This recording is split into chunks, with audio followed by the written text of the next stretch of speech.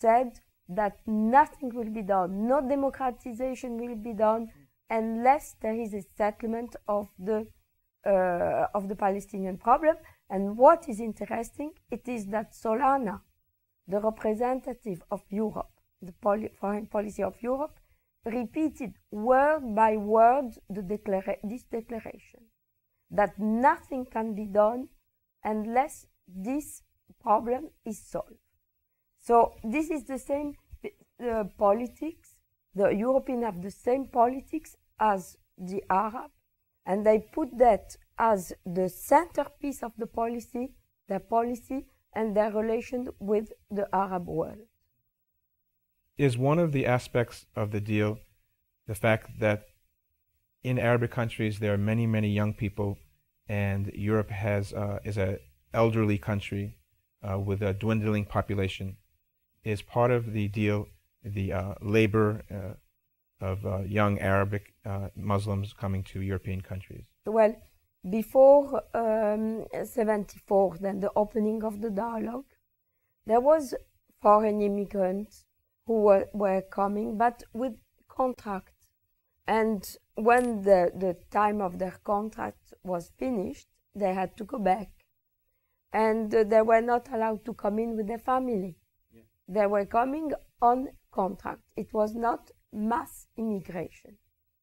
But after the 1974, when this Euro-Arab setup was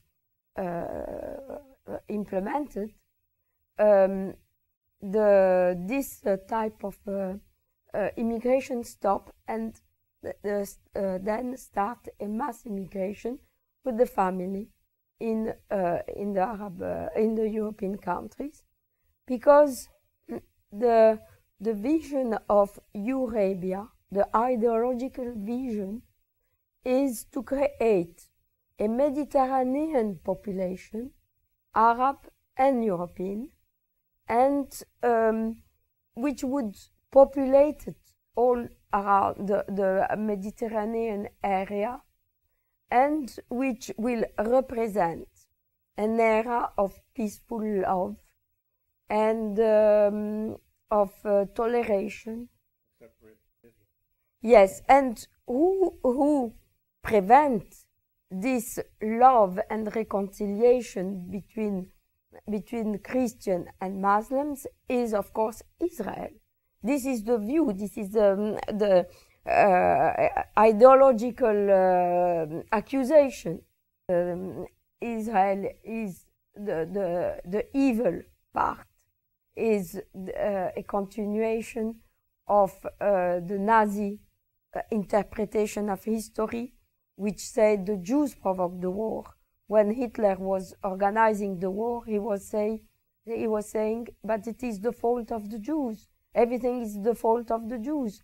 So, because now what we are seeing now in the Eurabian culture, which is so much prevalent in the whole of Europe, there is a lot of Nazi element. It is Nazism which is coming back with anti-Semitism, with the accusation that Israel represents the source of evil, which is preventing this fantastic Christian-Muslim reconciliation. So this is in fact a way also to demonize Israel and to legitimize its destruction.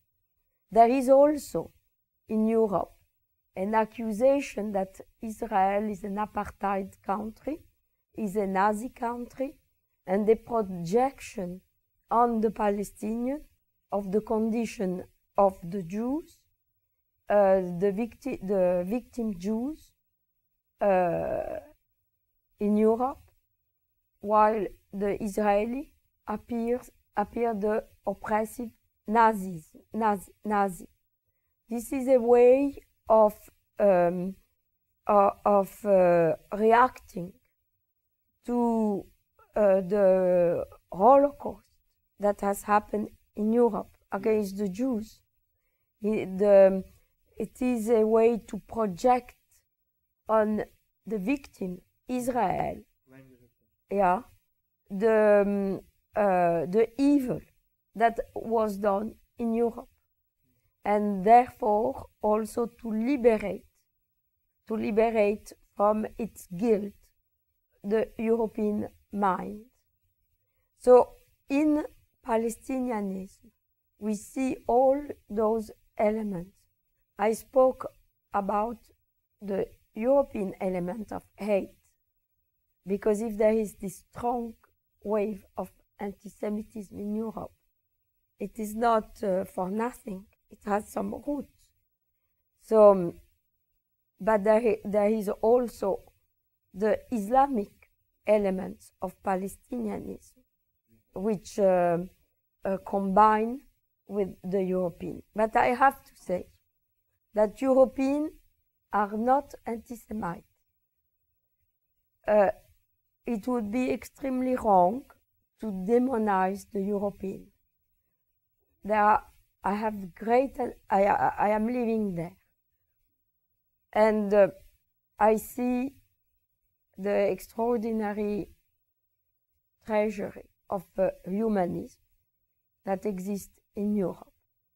What I am speaking about, anti-Semitism, it is a culture which is imposed by the political apparatus from above, from the